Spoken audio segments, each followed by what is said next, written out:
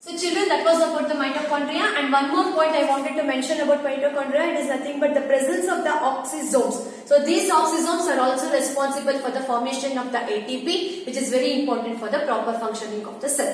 So moving to the next organelle of the cell, which is present only in the plant cell but it is absent in the animal cell. We all know that that is nothing but the plastids. So children, how many kinds of plastids are present? We have three types of plastics. What are those? It is the chromoplast.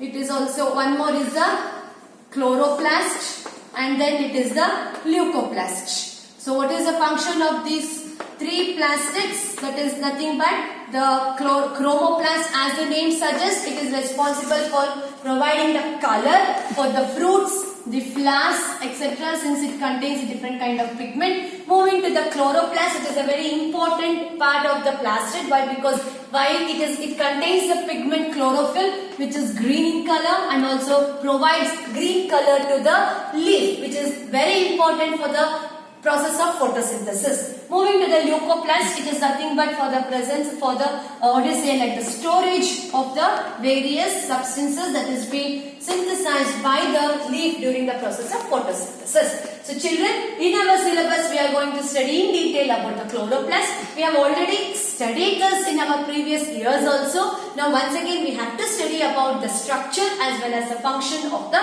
chloroplast. So this is the structure of the chloroplast. If you observe here, it is just like mitochondria. Chloroplast is also double membrane. That is, it is outer membrane as well as inner membrane is present. So outer membrane, this is the inner membrane. Inside that it is having stacks of thylakoids. What are thylakoids? One thylakoid, it is also known as, I'm sorry, I'm not getting the labeling of the thylakoid here. If you just see, this is one disc shaped structures these are.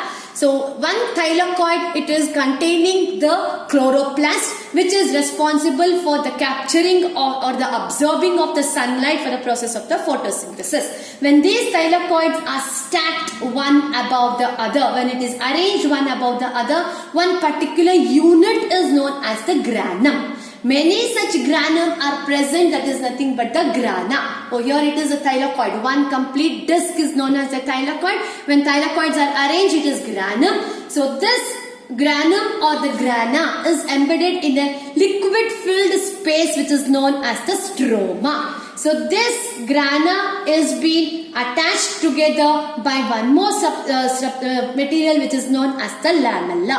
Lamella provides the connecting between one grana to another granum, whereas the thylakoids are the disc-shaped structure. So now you can imagine within one chloroplast, you can observe this is the structure which contains the pigment chlorophyll. So many such thylakoids. So you can imagine how many units of it could be present. So what could be the rate of the photosynthesis that is taking place. So this is about the structure of the chloroplast. And just like since it undergoes the process of manufacturing of the food, it is also known as the kitchen of the cell. So our mitochondria, when we compare to the mitochondria to that of the chloroplast, mitochondria are the powerhouses of the cell, whereas chloroplast are the kitchen of the cell. Apart from that, the other two names what I had mentioned for the mitochondria, that is these are the self-replicating organelle. Just why? Because it is also containing the DNA of its own, as well as it is also known as the semi-autonomous organelle. Why? Because the presence of the ribosome, which helps the synthesis of its own protein. So this is about the chloroplast. Again, the structure of the chloroplast is very, very important. Just like the mitochondria, even the chloroplast is also very important. So moving to the next organelle, that is the vacuole. So what is the function of the vacuole? Where do we find the vacuole? It is different in both plant cell as well as in animal cell.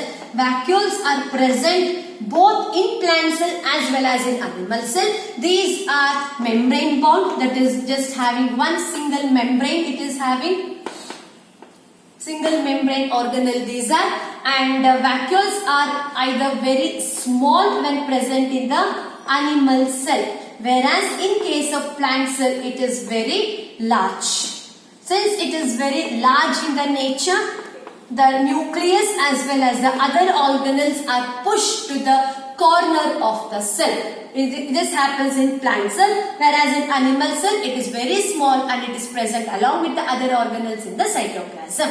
So what is the function of the vacuoles? Vacuoles help in the storage of various substances.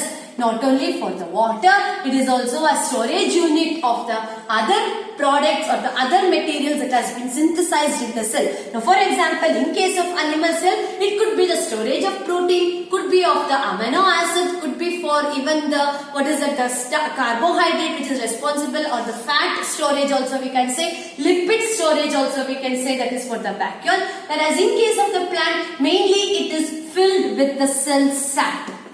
This cell sap, it is nothing but somewhat very much fluid in nature, which provides the turgidity for the cell. So turgidity, if you recall, I had discussed it during the previous classes when I had discussed it about the cell wall. Turgidity, it is nothing but provides a mechanical strength, provides a kind of a kind of support for the cell before it gets ruptured. So this is about the vacuoles. And the last organelle which is present only in the animal cell, whereas absent in the plant cell, that is nothing but the centrosomes. So what are centrosomes? These are the organelle which are found only in the animal cell, and it is responsible for the cell division. That is, it initiates the cell division, which is present only in the plant cell.